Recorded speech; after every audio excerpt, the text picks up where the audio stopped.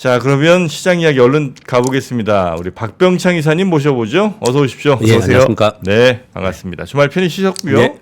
네, 편히 쉬실 때 안마 의자. 네, 자, 안마 의자는 없고 기구는 많습니다. 안마 기구? 예. 뭐예요? 여러 가지 안마 기구도 많잖아요. 안마 기구? 다 종아리도 있고 팔도 있고 맞아요. 어깨도 있고 안마 마사지 건 같은. 그런 거. 네, 요 슬룸으로 바꾸시면 되는데. 자, 그럼 우리 박병창 이사님과 함께 지난주 정리하면서 예. 네, 이번 주 시장 이야기 한번 가보겠습니다. 미국은 지난주에는 등락폭이 좀 있었고요. 결국은 금요일 날 비교적 큰 폭으로 하락하면서 주간으로도 다우 1.8, 나스닥 2.3, S&P 500이 1.9% 하락을 했습니다. 근데 금요일 날 하락폭이 거의 대부분이에요. 주중에 등락이 있었고 금요일 날 하락폭이 더 컸었다. 그렇게 보시면 될 것 같고요. 그렇게 많이 하락을 한 것은 그동안에 우리가 많이 걱정을 했던 10년 만기 국채 수익률이 4.5, 4.6에서 왔다 갔다 좀 했었습니다. 상대적으로 좀 안정적으로 있었는데 이게 4.8에 근접해 있습니다. 그러면서 10년 만기 국채 수익률 이제 5% 얘기를 시장에서 계속 얘기를 하고 있죠. 이것은 트럼프 대통령이 다음 주에 취임하지 않습니까? 네. 그래서 그때가 변곡점일 것 같아요. 만약에 이쪽에 플레이어들이 움직인다면은 네. 그때쯤 돼서 뭐 위로 한번 치든지 아니면 그 이후에 이제 안정이 되든지 그런 부분들이 좀 있지 않을까라고 생각합니다. 그렇게 말씀드리는 이유는 이제 트럼프 트레이드, 트럼프의 정책으로 인해서 이것이 움직인 부분이 좀 있습니다. 그런데 이제 최근 들어서는 미국의 경제 지표가 좋게 나옴으로써 연준의 금리 인하의 기대가 감소되면서 이것이 올라가는 그런 모습을 나타내고 있습니다. 그 시중 내내 졸추보고서나 ISM 서비스업 지수나 이런 것들로 인해서 전반적으로 국채 수익률과 달러가 좀 올라가는 그런 모습을 나타냈어요. 그러나 일정 정도 수준에서는 시장이 변동성만 주지만 이게 큰 폭으로 움직이지 않았거든요. 네. 근데 금요일 날 비농업 고용이 25만 6천 명, 예상보다 10만 명이 늘었고요. 실업률이 4.2% 전월이었는데 이번에 4.1%가 나왔습니다. 네. 고용은 좋고 실업률은 떨어지고 거기에 미시건대에서 발표한 1년 기대 인플레이션이 3.3%로 올랐어요. 그럼 고용이 좋고 인플레이션 물가가 오를 수 있다라는 부분이지 않습니까? 네. 그러면 연준의 입장에서는 운신의 폭이 좀 생겼다고 어쩐 면에서는 좀 그런데 금리 인하를 서둘러 할 필요가 없는 그런 상황이 좀 된 겁니다. 그래서 작년에 10월 그러니까 2분기 정도 말만 하더라도 올해 9월에 그러니까 점도표 나왔을 때만 하더라도 올해 100bp 정도 4차례 금리 인하 얘기를 하다가 다시 2차례 정도 금리 인하 얘기를 했고요. 네. 요즘에는 이제 그보다도 더 위축되는 그런 상황이 좀 됐습니다. 그래서 10년 만기 국채 수익률이 오르고 달러 인덱스가 오르면서 비교적 큰 폭으로 하락을 했습니다. 종목들을 좀 몇 가지만 보시면 지금 상황을 좀 아실 것 같은데요. 첫 번째 화면은 애플입니다. 애플이 올라가기 시작한 것을 제가 박스로 표시한 거고요.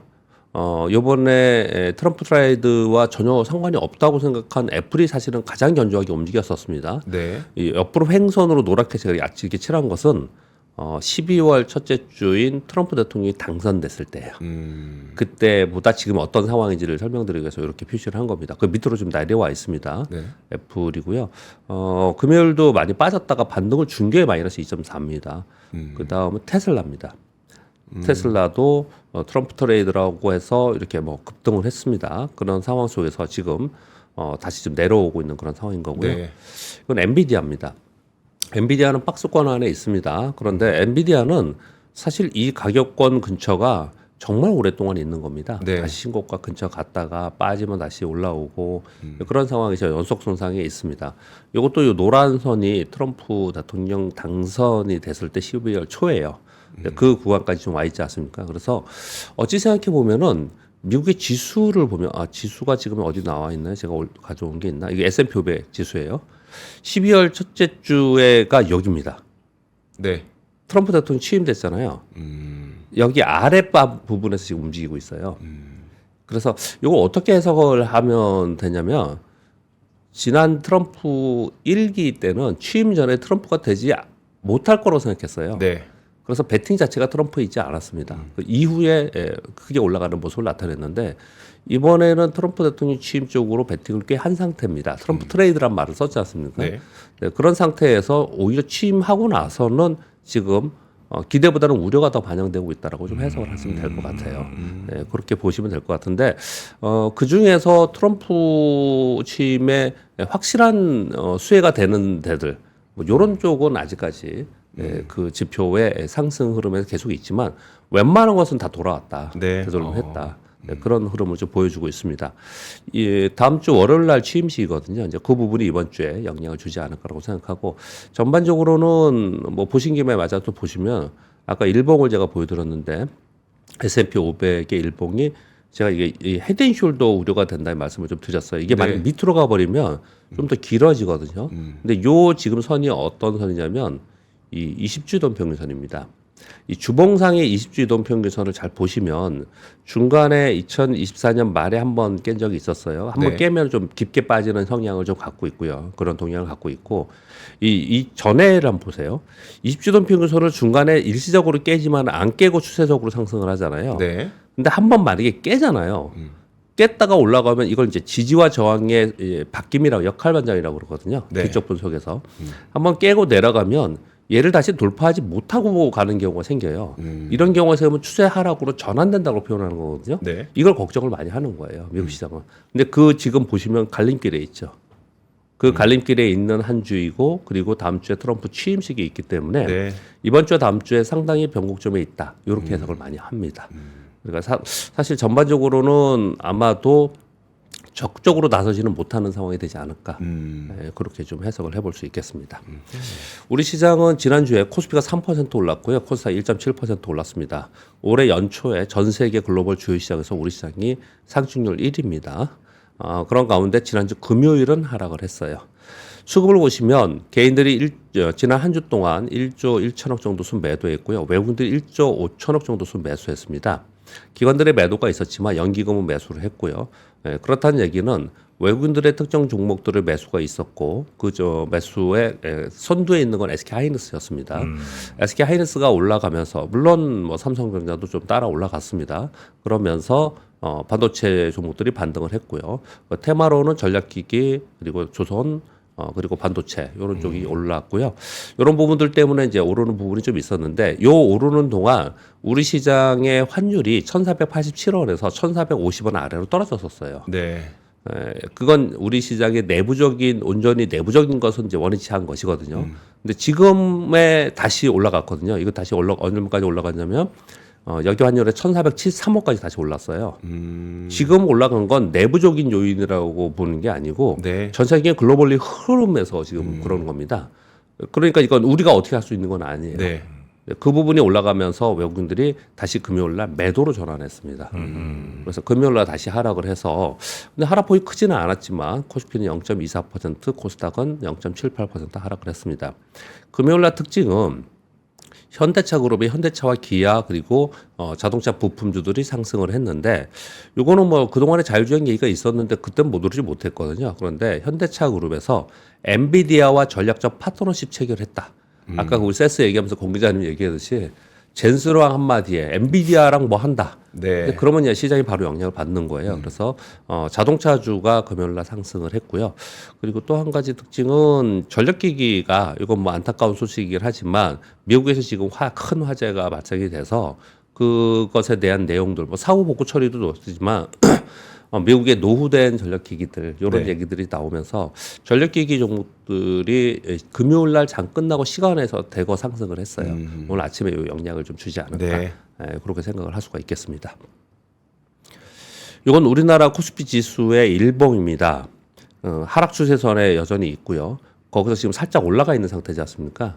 이 상태에서 추가적으로 더 치고 가고 수 있을까 없을까 이제 이런 고민을 하고 있는데 이 상황 속에서 우리의 지금 고민은 환율이 다시 상승하고 있죠.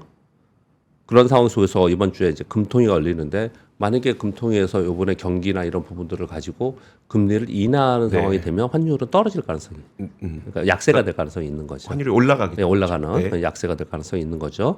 그리고 지수 하락 추세선의 상단, 제가 지금 차트 보여드렸듯이 여기 지금 가 있습니다. 네. 이 상황 속에서 미국 시장에 지금 조정을 보이고 있기 때문에 하락을 보이고 있기 때문에 이렇게 부담감이 좀 있는 상태예요.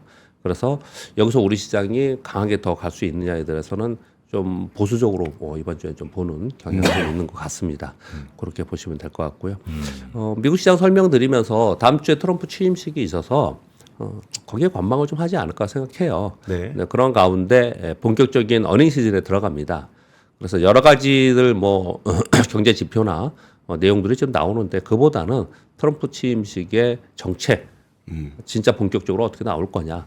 뭐 지금 여태까지 얘기한 게 취임하자마자 뭐 한다고 한 게 뭐 한두 가지가 아니잖아요. 네, 맞아요. 네, 거기에 대한 경계심도 분명히 있기 때문에 이번 주에는 다소 보수적으로 있지 않을까.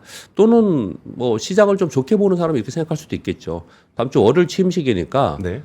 이번 주 후반 들면은 그 뭐라고 그러죠? 축포를 한번 뭐 시장에서 한번 쏴주지 않을까? 뭐 이런 얘기를 할 수도 있겠죠. 네. 여튼 간에 뭐 옛날에는 그런 게 있었어요.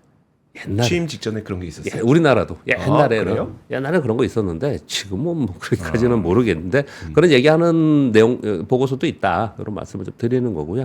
네, 전체적으로는 좀 보수적으로 관망하지 않을까라는 생각을 좀 하고 있고 그런 가운데 실적 발표 들어가니까 한 가지의 우려는 트럼프의 정책이 실제로 다음 주에 어떻게 나올지에 대한 관망 심리가 짙을 것 같고 그런 가운데 실적 발표 들어가니 개별 종목에 이제 실적으로 관심을 좀 더 갖는 편이다. 이렇게 말씀을 드리겠고요.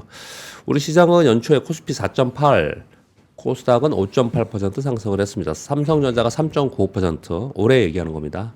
SK하이닉스 17% 올랐습니다. LG에너솔루션 뭐 그동안 올라왔다 내려왔다 했지만 아무튼 연간으로 2.6% 올랐어요.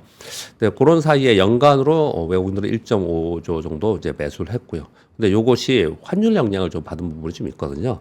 아까 좀 전에 말씀드린 바와 같이 환율이 다시 상승을 하고 있고 이것은 우리나라 내부적인 것보다도 지금 달러 인덱스가 오르고 유로 약세고 이 부분이 지금 반영이 되고 있는 것으로 보여지고요. 특히 그 중국이 이거 전 굉장히 중요하게 생각을 하는데 중국이 7.3위안을 위로 돌파하는 즉 위안의 약세를 네. 용인하는 쪽으로 지금 가는 것 같아요. 보도들을 자꾸 보면은 이제 그걸 방어를 잘 안 한다는 얘기예요. 네. 이제 위안화 약세가 되면 우리하고 직접적이지 않은데 우리 원화가 위안화랑 동조 경향이 좀 있거든요. 네. 그래서 우리 원화가 좀 약세가 될 개연성이 좀 다시 우려가 되고 있는 거고 그러면 다시 1,500원 얘기 가능성이 있거든요. 그러면 전체적으로 우리 시장의 수급적으로는 외국인들이 좀 강하게 들어오는 부분은 좀 일단락되면서 관망하지 않을까 이렇게 볼 수가 있거든요. 그래서 좀 이번 주에는 전체적으로 좀 보수적으로 보지 않을까 네. 그런 시황을 좀 보고 있습니다. 네. S&P 500이 일봉 아까 보여드렸고 주봉이고요. 뭐 여러분 그냥 직관적으로 보시더라도 이거 지금 무너뜨리면 안 되잖아요. 그러니까 저가 매수가 들어올 수도 있고 다음 주 취임도 있고 뭐 그러니까 그럴 수도 있겠지만 뭐 결과론적으로 만약에 이걸 무너뜨리는 모습이 나타나면은 그러면 꽤 이게 기간이 길어질 수 있다. 이렇게 좀 생각을 근데 하셔야 돼요. 저렇게 그 중간에 8월쯤에 한번 툭 꺼졌을 때도 보면은 그때 엔달러 캐리 트레이드가 뭐 이게 발생할 거다. 예. 라는 어떤 사건에 대한 우려가 있었던 거잖아요. 맞습니다. 예. 특별한 사건 없이도 좀 저렇게 무너질 수도 그게 있어요. 되게 더 위험한 거죠. 아 사건이 예, 없이 네. 사건이 이벤트가 발생하면 이벤트가 해소되면서 원위치 오는데 아 그래서 원위치 됐었죠. 예, 이벤트 네. 없이 이게 깨고 내려가면은 다음에는 이제 지지가 저항으로 역할 반전이 되면서 추세적으로 좀 됐거나 아니면 아주 길게 가지 않는다 하더라도 네. 그 기간이 그래도 꽤 되는 기간이 조정의 기간이 하락의 기간이 좀 길 수 있는 그렇게 될 수 있다라는 거죠. 네. 그리고 2022년도에 추세 하락되고 나서 1년 동안 빠졌잖아요. 네. 2022년도가 뭡니까? 금리 인상을 하는 시기지 네. 않습니까? 그리고 나서 계속 올랐던 것은 이제 금리 인하에 대해서 반영을 하면서 시장이 움직인 거잖아요. 네. 이제 여러 가지 뭐 우리가 기업 실적도 얘기하고 정책도 얘기하고 다 얘기하지만 사실은 금리와 환율로 시장을 움직이는 거예요. 그 기본 베이스가 그거잖아요. 네. 근데 그것을 반영하면서 내년도에 올해 100bp 인하를 반영하면서 여기까지 와 있는 거예요. 그런데 이제 금리 인하를 두 차례 또는 못할 수 있다고 얘기를 하고 있는 거니까 네. 사실 금리 인상을 하는 구간에서 떨어졌기 때문에 금리 인상을 하는 건 아니잖아요. 네. 그렇지만 금리 인하를 아주 급격하게 하면 3.5%까지 떨어뜨릴 거라고 기대하면서 시장이 왔는데 그게 아니라면 그 정도는 시장이 반영할 수 있다라는 네. 생각을 한다라는 거죠 지금. 그런 부분을 좀 말씀을 드리면서요. 이거는 코스피의 월봉입니다. 월봉. 처음으로 이게 지금 몇 개월이에요? 1, 2, 3, 4, 5, 6. 6개월 동안 하락하고 네. 요번에 처음으로 이제 양봉이 하나 지금 발생이 좀 됐습니다. 양봉이 하나 발생을 했는데 이후로 뭐 음봉이 될지 이거는 진짜 가늠하기 어려운 거고요. 이건 가늠하기 어려운 부분이지만 여기서 밑으로 깨지 않고 있었기 때문에 그래도 이 지지라는 2,400포인트를 지지하지 않을까 뭐 이런 얘기들 좀 하고 있는 그런 상황이고요. 조금 전에 말씀드린 그 내용을 좀 말씀을 드리겠습니다. 미국의 기준금리 인하 전망이 변경되고 있다는 게 시장의 가장 지금 우려의 상황이에요. 우려의 상황인데 그것에 대해서 월가에서 IB들이 어떻게 코멘트를 하고 있는지를 정리를 하겠습니다. 뱅크 오브 아메리카에서는 연준의 금리 인하 사이클은 끝났다. 오히려 금리 인상이 더 가깝다. 도이치뱅크 2025년 금리 인하는 더 이상 기대하지 않고 있다. 웰스파고 3월 금리 인하 가능성은 점차 멀어지고 있다. 이 3월 얘기하는 겁니다. 1월은요. 아예 생각도 안 해요. 1월은 다 그 이제 동결 얘기를 하고 있는 거고요. 골드만삭스는 6월과 12월 두 번 인하로 50bp 정도 인하하지 않겠냐 얘기를 했습니다. 오늘 골드만삭스는 세 차례에서 한 차례 줄인 거예요. 모건 스탠리 고용 지표로 인해 단기적인 금리 인하 가능성이 낮아졌다. 우호적 인플레 지표가 나온다면 3월 정도에 인하하지 않겠냐. 그러니까 인플레가 둔화되는 지표가 확실히 나와야 된다는 얘기예요. 그게 아니면 금리 인하하지 못하지 않겠냐. 전체적으로 종합해 보면 올해 금리 인하를 한 차례 평균은 한 차례로밖에 변경됐어요. 그러면 올해 금리 인하 네 차례 할 거라는 걸 반영했잖아요. 네. 시장은. 근데 그게 두 차례로 된데 그랬더니 좀 빠졌잖아요. 네. 근데 이거 한 차례나 이제 못 하겠대. 이러면 시장은 그만큼은 더 반영을 해야겠죠. 네. 그게 지금 미국의 시장이라고 말씀을 드리는 거거든요. 그런데 상당히 변동성이 있을 가능성이 높습니다. 왜 그러냐면 트럼프 대통령은 금리 인하를 하라고 계속해서 이쪽에 요구를 할 겁니다. 네. 그러면 행정부에서는 금리 인하하라고 그러고 또는 부양 정책의 감세 정책과 함께 재정 확장 정책을 하려고 할 거고. 네. 그런데 연준에서는 그랬다가는 물가가 오르고 이런 부분들이 있기 때문에 경기가 좋은 상태에서 우리가 금리 인하를 하지 못할 거다 이러면서 이 불협화음이 굉장히 시끄럽게 떠들 가능성이 올해 되게 높아요. 그래서 미국 시장은 좀 시끄러울 거다. 트럼프 1기 시대 때랑 지금이랑 굉장히 다를 거다. 트럼프 1기 시기에는 2017년도 1년 동안 시장이 떴었어요. 네. 그리고 18년 1년 동안 하락을 했었습니다. 그래서 기대감이 있으면서 그 한 해는 굉장히 좋았다가 그 다음에 무역 분쟁 막 본격적으로 시작을 하고 이러면서 기대감은 이미 반영을 했고 이후에 빠지는 그런 모습을 나타냈거든요. 네. 근데 지금의 상황은 그 기대감이 우리 그런 얘기 했지 않습니까? 연말에도 트럼프 대통령 당선 확정되고 한 달뿐이 안 지났는데 한 6개월 지난 것 같다. 시장이 상당 부분 그걸 반영하고 있잖아요. 네. 그래서 실제로 취임을 하고 나서 그 기대감에 의해서 갈 수 있느냐에 대해서는 그때하고는 요번하고는 좀 상당히 다르다라는 얘기를 상당히 좀 하고 있어요. 그래서 실제로 정책들이 나오면서 그 정책 효과에 의해서 경기의 부분이나 여러 가지 부분에 의해서 좋아지는 모습을 추정하면서 가야지 기대감만 가지고 더 갈 수 있다라는 것은 시장이 상당히 반영을 하고 있다. 그렇게 생각을 많이 하고 있는 것 같고요. 또 한 가지는 트럼프의 이 정책이 요번에 뭘 기대도 있고 우려도 있지만요. 이렇게 하겠다라는 게 굉장히 있지 않습니까? 네. 그렇게 할 수 있을까라는 생각들을 되게 많이 얘기들을 많이 해요. 왜냐하면 너무 상충된 얘기들이 많기 때문에 네. 이 얘기를 왜 드리냐면 올해 내내 많이 싸울 것 같아요. 미국은. 굉장히 많이 정치권이나 행정부에서 많이 싸울 것 같아요. 국가별로도 그렇지만 그 싸운다라는 얘기는 노이즈라는 거지 않습니까? 네. 그 노이즈들이 전체 시장에 뭐 좀 악재는 아니지만 말 그대로 우리가 제가 노이즈라는 표현을 썼는데 그 노이즈로 작용을 많이 하지 않을까. 올해 시장은 좀 그렇게들 보는 편이 많이 있다 이렇게 말씀을 드리겠습니다. 일론 머스크가 휴머노이드 시대에는 앞당겨질 것이다. 뭐 이런 발표를 또 하나 했고요. 3년 내에 옵티머스 로봇을 50만 대 이상 생산할 것이다. 50만 대요? 예, 좀 빨라질 거다 이런 발표를 한 거고. 일론 머스크가 한 얘기니까 또 우리는 중요한 거예요. 네. 그 사람 또 한다면 또 많이 하니까 이런 얘기를 했는데 오픈 AI에서도요. 로봇 부서에 신규 채용 공고를 했습니다. 휴머노이드 로봇 자체 개발에 속도를 내겠다. 이런 얘기를 좀 하고 있는 상황입니다. 하드웨어도 만들겠다는 거죠? 예, 맞습니다. 네. 예, 그런 얘기를 좀 하고 있습니다. 네. 그리고 자, 반도체 관련된 뉴스 두 가지 전하겠습니다. 이건 뭐 일개 중국의 증권사 한 군데서 보고서 나온 건데 처음으로 이게 나왔기 때문에 시장에서는 이걸 좀 눈여겨보고 있는 것 같아요. 중국의 IT 수요 개선으로 인해서 반도체 섹터에 콜 보고서가 나왔어요. 그러니까 매수 보고서가 나왔어요.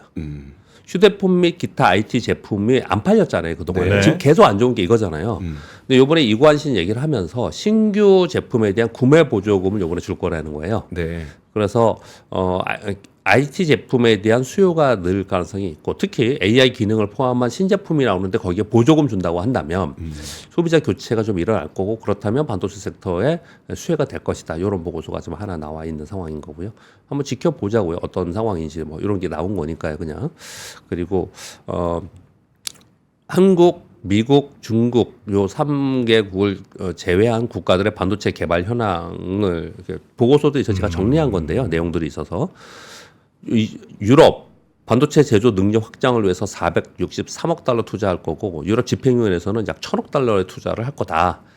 민감을 포함해서 일본은 TSMC 공장 지금 짓고 있습니다. 홋카이도 공장도 짓고 있고 232억 달러 투자를 한다. 인도도 그러고 있죠. 인도도 반도체 공장 제조 공장을 하기 위해서 150억 달러 투자한다. 사우디도 국부 펀드를 이용해서 석유 의존도를 좀 낮추고 경제 다각화를 위해서 반도체 투자한다. 이 내용들이 그동안 쭉 나왔던 거예요. 그래서 올해 반도체 공장 건설 계획이 어떻게 있냐면 미국에 4곳, 일본이 4곳, 중국 3곳, 유럽 중동이 3곳, 대만 2곳, 동남아 1곳, 한국이 1곳입니다. 근데 이것에 대해서 이제 반도체의 애널리스트 분들, 반도체 전문가 분들이 계속 얘기를 하죠.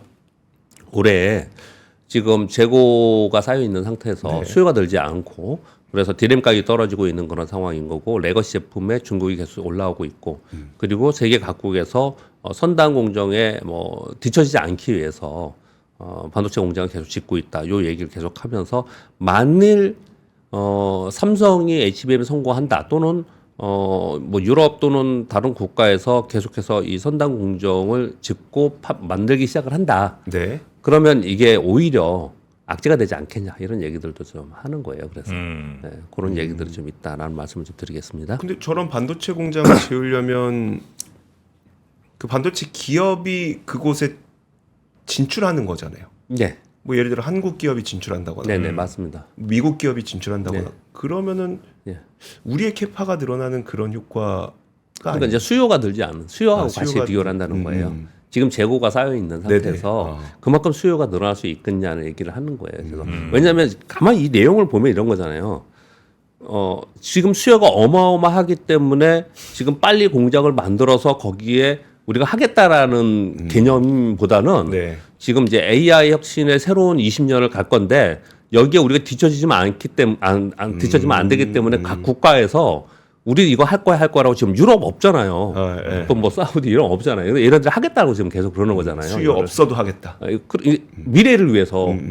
그러면 자칫 잘못하면은 이 수요 초과가 되잖아요. 이게 네. 이런 얘기들도 한편으로 좀 공급이 있다. 너무 초과가 돼서 어쩌면 예, 업계가 공급 더 초과, 예, 예. 힘들어질 수도 있다. 예. 네. 그런 얘기들을 지금 하는 거죠. 예, 그런 말씀을 드리겠고요. 네.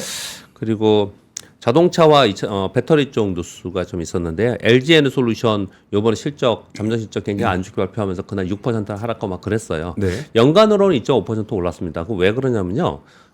이 패시브 자금들이 삼성전자하고 특히 SK하이닉스 제일 많이 샀고요. 삼성전자도 많이 샀고 그랬는데 이 대형주이기 때문에 시가총액 3위이기 때문에 그런지 모르겠지만 LG 에너솔루션도 많이 샀어요. 연기금도 그렇고 이것도 LG에너솔을 많이 샀습니다. 그래서 악재가 있음에도 불구하고 주가는 좀 올라온 상태에 있습니다. 그러니까 연간으로 네. 조금이지만 조금 올라갔다가 다시 내려와 있는 상태인데요. 미국 태양광 전기차의 원통유 배터리 공급한다라는 이제 보도가 하나 나와 있었습니다. 미국 태양광 전기차 스타트업 앱타라 모터스에 단독 공급한다는 건데 2031년까지 7년간 2170 원통유 배터리 공급 계약이 발표가 있습니다. 이 앱테라 모터스는 태양광 패널과 배터리를 결합한 차세대 모빌리티를 그러니까 차세대 전기차를 만드는 회사예요. 네. 일회 충전에 600km 정도 하루 태양광으로 한 64km 주행할 수 있는 거 만들겠다. 이거 지금 보여주고 있는 겁니다. 시제품이 있는 거예요, 이거요.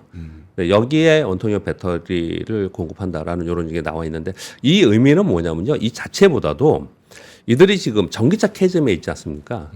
그러니까 이제 어차피 배터리를 만드는 거잖아요. 네. 그럼 이게 어디다 써야 되냐? 로봇에, 선박에, UAM에 미래 모빌리티에 다른 데다가 이제 신사업을 계속 본격화하고 있다는 게 중요한 네. 거고요.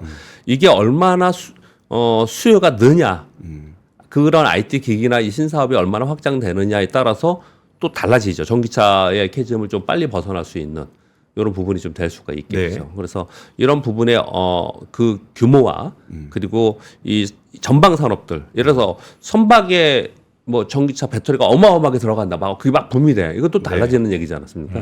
네, 그런 부분들에 이제 신경을 많이 쓰고 있다 요즘에. 그렇게 말씀을 드리는 거고요. 아까 말씀드렸다시피 금요일 날 현대차, 기아, 자동차가 많이 떴었어요. 그거는 엔비디아와 전략적 파트너십 체결을 했다는 내용인데요. 미래 모빌리티를 위해서 엔비디아와 AI 그리고 로봇 가속 컴퓨팅 등 기술 협력을 하겠다. 워딩만 말씀드릴게요. 이번 파트너십을 통해 현대차 그룹은 더 안정적이고 진흥화된 차량을 만들고 높은 효율성과 품질로 제조 역량을 강화하며 혁신적인 로봇 기술을 개발할 수 있는 환경을 구축하게 될 것이다. 이런 건데 엔비디아가 협력했다는 것 때문에 금요일에 5% 같은 걸 제가 봤는데 모르겠습니다. 그날 이렇게 뜨고 그렇게 상승을 했습니다. 금요일날 그리고 목요일날 금요일날 이틀이었나 그 원전 관련주가 떴었어요. 이 내용 때문에 그랬습니다. 한국의 산자부와 미국의 에너지부 국무부가 원전 협력 MOU를 체결했다라는 뉴스가 네. 있었습니다. 제3국 내용은 뭐냐면 제3국 기술 이전 시 정보 공유 체계 마련과 원자력의 평화적 이용 촉진을 위한 협력이다. 그러니까 양국의 민간 원전 기술 협력 강화, 지적 재산권 분쟁 해결 가능성이 생겼다. 그래서 이게 국가 단위의 이게 MOU가 됐으니 우리 수자원과 웨스팅하우스의 협상도 좀 잘 되지 않겠냐 이런 네. 거예요. 예, 그 얘기가 지금 있었습니다. 그러면서 구체적인 내용은 원전 수출 시에 지역에 따라서 양사가 역할을 분담하는 방안으로 가지 않겠냐 이게 이런 얘기가 있었는데요. 근데 최종 결과는 3월 중에 발표한다고 합니다. 바로 나오는 건 아니에요. 네. 근데 이게 워낙에 이 걱정들을 많이 했고 좀 눌려 있었어요 이쪽이 섹터가. 그래서 금요일 날 이쪽 종목들이 테마를 이루면서 다 올랐습니다. 그렇게 설명을 드리겠고요. 아까 제가 현대차가 엔비디아하고 하고 있는 거 그리고 LG에너지라든지 이런 그 배터리 회사가 새로운 신사업을 하려고 하고 있다, 막 이런 내용들이 있지 않습니까? 그거와 비슷하게 이 종목이 있는데 이 종목보다도 이 기업보다도요. 얘들이 왜 이렇게 하고 있는가를 보면 삼성전기가 전장용 MLCC 카메라 모듈 반도체 기판 사업한다. 요번 CES에서 다 발표한 거예요. 이런 네. 내용들이요. 신제품들을 발표했거든요.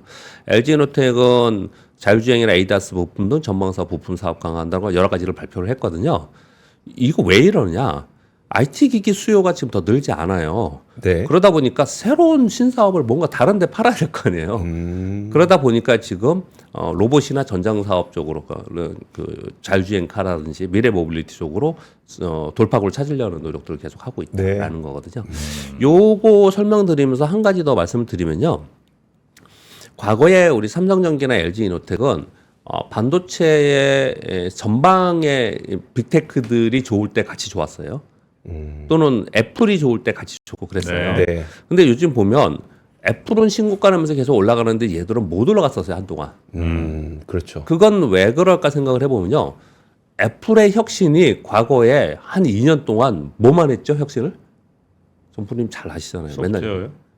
계속 혁신한 거는 카메라만 혁신했습니다. 카메라.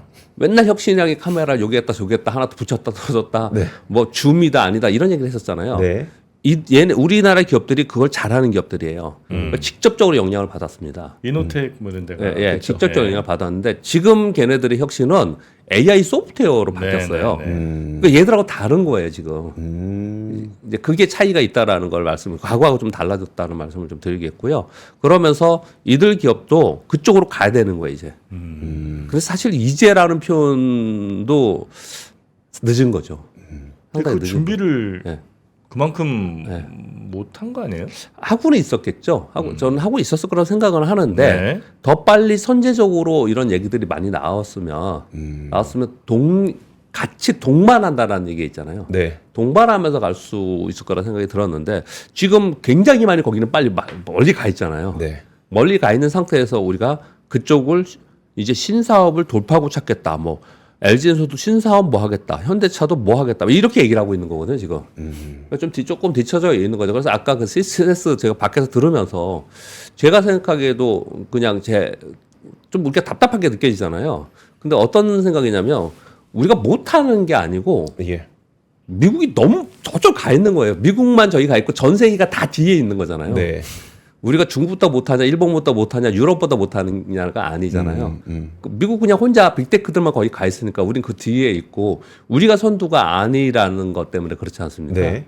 그럼 이제 그 길을 쫓아가면서 그래서 동반 성장이라는 게 이제 중요하지 않습니까? 제가 장황하게 여기 꺼낸 이유는 부디 제 바람을 하나 말씀드리고 싶어서 그런 거예요. 우리 대기업들이 맨날 연초나 연말 되면 중소기업과 동반성장 협력 프로그램, 동반성장 어쩌고 하지 않습니까? 네. 우리나라 동반성장이 제가 본 적이 별로 없어요. 그 우리나라 대기업들은 어떤 기술이 있으면 그 기술을 뺏으려고 하지 말고 정말 동반성장 해야 됩니다. 우리나라 기술 중에 테슬라가 지금 자율주행 선두지 않습니까? 네. 근데 테슬라가 레이더와 그리고 카메라 위주로 한다 이렇게 얘기했지 않습니까? 예. 중국도 많이 기술이 발전했지만 우리나라 라이더 기술이 굉장히 좋다고 해요. 그러면 우리나라에서 만약에 자율주행이 되게 늦었다. 그러면 거기에 집중적으로 투자를 하고 정말 말 그대로 동반 성장을 하면 그러면 그 기업의 기술이 커지면서 우리가 같이 독보적인 어떤 기업이 나올 수 있지 않습니까? 그 기업이 독보적으로 만들어 달라는 게 아니고 같이 클 수 있는 거잖아요. 근데 그렇지 못한 아쉬움이 좀 있는데 왜 이런 차이가 났을까? 이번 CES도 이렇게 보면서 그런 생각이 좀 들어서 좀 한마디 했습니다. 근데 네. 그게 되게 아쉬웠어요. 예전부터. 네. 예전부터 굉장히 아쉬워서 그런 말씀도 한번 드리겠습니다. 그리고 시간이 많이 돼서 짧게 요거는 그냥 읽지는 않고 여러분 그냥 참고로 다운로드 받을 수 있으니까. 자, 이번 주에는 이제 지난주에 세스고요. 이번 주에 JP모건 헬스케어 컨퍼런스입니다. 이번에 키워드는 항체 약물 접합제 그리고 비만 치료제 그리고 트럼프 이기 헬스케어 정책인데 우리나라 이번에 참여하는 기업들 비상장은 그냥 이름만 적어왔고요. 참여하는 기업들이 뭐 한다라는 거를 참고로 여러분들 알고 계시면 될 것 같고요. 저는 사실 이거보다도 요걸 더 중요하게 생각합니다. 3월 3일 날 라스베가스에서 의료 IT 컨퍼런스를 합니다. 요거 지금 JP모건 컨퍼런스는 굉장히 중요한 건 우리 다 알잖아요. 네. 근데 지금 AI 시대잖아요. 이게 뭐냐면 미국의 보건의료정보관리시스템 협회에서 하는 컨퍼런스예요. 이거는 의료 IT 컨퍼런스입니다. 그리고 IT. 네. 그래서 제가 보기에는 지금 1월 중순 이제 됐지 않습니까? 이거 3월 3일이거든요. 그러면 한 달 반 정도 남아 있는데요. 그 사이에 이 얘기가 상당히 있을 것 같아요. 이 얘기가. 왜냐하면 지금 AI 헬스케어 시대지 않습니까? 네. 여기에 그게 나올 가능성이 굉장히 높아요. 그래서 여기에 좀 관심이 있다 말씀을 드리겠습니다. 그리고 요거 짧게 말씀드릴게요. 여러분 알고 계셔야 되는 내용인 것 같아서요. 우리나라 기업들이 비과세 감액 배당 상장사가 크게 증가하고 있다라는 거예요. 모르시는 분 많으실 것 같아서 말씀드리겠습니다. 우리나라 기업들의 주총에서 회계상 자본준비금을 이익잉여업으로 전환하는 회사들이 많이 생기고 있다는 거예요. 작년에 98건이 있었는데 재작년에 49건뿐이 안 됐다고 합니다. 올해 더 늘 가능성이 높다라고 합니다. 이 얘기는 뭐냐면 자본준비금을 배당을 바로 할 수 없어요. 그래서 자본준비금에서 가져온 돈이라고 하면 꼬리표를 붙여서 이익잉여업으로 전환해서 배당을 한다는 거예요. 네. 이게 뭐가 중요하냐? 요 감액 배당이 뭔지 설명드릴게요. 회사가 주주에게 현금으로 배당하는 것은 똑같아요. 근데 일반 배당은 재원이 영업활동으로 인한 이익잉여업에서 배당하죠. 요거는 세금 내지 않습니까? 대주주들은 2천만 원 이상 되면 대주주는 또 더 많이 내서 49.5% 최고세율이에요. 이 배당세 높지 않습니까? 네. 그래서 이익잉여업으로 배당을 내면 배당세를 높게 내야 돼요. 그래서 배당 안 한다. 이거 낮춰달라. 이 얘기 맨날 했던 거잖아요. 네. 근데 요것을 재원을 자본준비금에 있던 거를 이익잉여업으로 전환해서 꼬리표 달아 전환해서 요걸로 배당을 하면 이건 비과세라는 거예요. 왜? 이거 투자한 돈을 그냥 주는 거니까. 투자자한테 돈을 돌려주는 거니까. 네. 이건 비과세라는 거예요. 그러면 기재부의 입장에서는 탐탁지 않겠죠. 그렇죠. 얘네 입장에서는. 그래서 기재부에서는 어떻게 했냐면 네. 과거 회사에 투자한 돈을 회수해 주는 거는 모르겠지만 지금 이거를 전환해서 이전해 가지고 주면은 지금의 주주한테 주는 거잖아. 네. 그래서 법인 주주들의 세법상 자본준비금의 이익여금 전환 한도를 설정해서 이거 함부로 하지 못하게 설정을 해놨어요. 그런데 개인은 제한이 없게 되어 있습니다. 아직까지 이 규제 제도가. 네. 그래서 기업들이 자본준비금에 있었던 걸 이익금으로 바꿔서 배당을 하는 기업들이 많이 늘어났다라는 거예요. 개인들 자본준비금이 뭐죠? 투자금이요, 투자금. 투자금? 예, 예. 그 회사가 뭐 올해 100억 벌었는데 투자 재원으로 받은 거. 예. 예. 회사가 받은 거? 예, 예, 예. 투자 받은 돈. 이익금은 우리가 내가 영업 활동을 해서 이익 생긴 돈. 네. 네. 이익 생긴 돈이잖아요. 아, 물론 투자금이 별로 없는데 못 하겠죠. 근데 투자 자금이 워낙 계속 투자 받아서 뭐 여러 가지 방법으로 투자 재원이 쌓이는 데 있지 않습니까? 이걸 이익금으로 바꿔서 그래서 배당을 해서 그러면 이걸 우리 기업들이 우리 개인 투자자들을 위해서 세금을 내지 않고 배당을 받을 수 있도록 해주기 위해서 그랬을까? 라는 쪽에서는 네. 자기들이 세금 안 내기 위해서 자기들이 배당 제일 많이 받잖아요. 네. 그런 거 아니냐라는 비판을 또 받을 수 있지 않습니까? 네. 요 얘기가 나오는 이유는 뭐냐면 결국은 이렇게 많이 한다는 걸 보니 세금의 문제였더라. 세금의 문제였더라. 그래서 기업들이, 즉 대주주들이 배당을 받을 때 이 배당에 관련 세제 정책에 대해서 다시 한번 재고를 해서 이 부분을 우리가 좀 어떻든 좀 조정을 해주면 배당에 인색한 우리나라 기업 문화가 바뀌지 않겠냐. 밸류 프로그램에 이게 같이 곁들여 있는 거예요. 이 내용이. 그 설명을 좀 드리는 겁니다. 근데 지금 개인들도 개인 투자자들도 배당금 받은 거에 대한 세금 내고 있지 않나요? 배당 세금 내죠. 여기는 안 내고. 어디가 안 내요? 예, 이건 안 낸다고요. 이렇게 하면은. 아 이렇게 하면 안 된다고요? 예, 예, 이렇게 하면 안 된다고요. 이거는. 투자 받은 거를 그냥 배당해주면 그건 세금 안 내고. 예. 투자 받은 거를 돌려주는 거니까 주주한테. 투자 받은 걸 돌려준 거다. 개념이. 근데 이제 회사가 영업 활동해서 돈 남은 걸 나눠줄 때는 당연히 세금을 내고. 예. 그렇게 한다는 거예요. 일종의 어떻게 들으면 이거 편법 아니야? 이런 생각을 할 수 있지 않습니까? 근데 이제 개인들의 입장에서는 무조건 유리하잖아요. 네. 이렇게 받으면 유리하지 않습니까? 네. 근데 기재부 입장에서는 불편하죠. 그렇죠. 예, 이런 것들이 지금 있으니 이게 왜 이거 하는 회사들 꽤 많아요. 메리츠 증권이 제일 많이 했고요. 꽤 많았고. 현재가 불법은 아니라는 거죠? 예, 그럼요. 네. 예. 이런 내용들이 좀 있습니다. 그러니까 결론은 뭐냐면 세금 정책 때문에 이게 배당을 하는 거 보니까 세금 정책만 바꿔주면 배당할 용의가 있구나.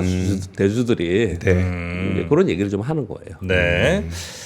알겠습니다. 예, 돈에 하겠습니다. 이거 택만 갈아 끼는 거 아닌가? 근데 이게 약간 헷갈리네요. 그러니까 예를 들어서 500억 투자 받았어. 네. 근데 올해 잘해서 500억 남았어. 예. 근데 그 남은 거를 투자금의 100억을 이익경험으로 옮겨가지고 그걸로 그쵸. 배당준다는 거예요. 장부에서 그 계정만 바꾸는 거죠. 예, 계정만. 알겠습니다. 예. 자, 함께 해주신 우리 교보증권 박병창 이사님 오늘도 감사하고요. 네. 내일 아침 다시 뵙겠습니다. 감사합니다. 감사합니다. 삶의 격을 높이는 9가지 지혜를 함께 나눕니다. 위즈덤 칼리지 시즌 2 영상 아래 링크를 클릭하시면 자세한 내용을 확인하실 수 있습니다.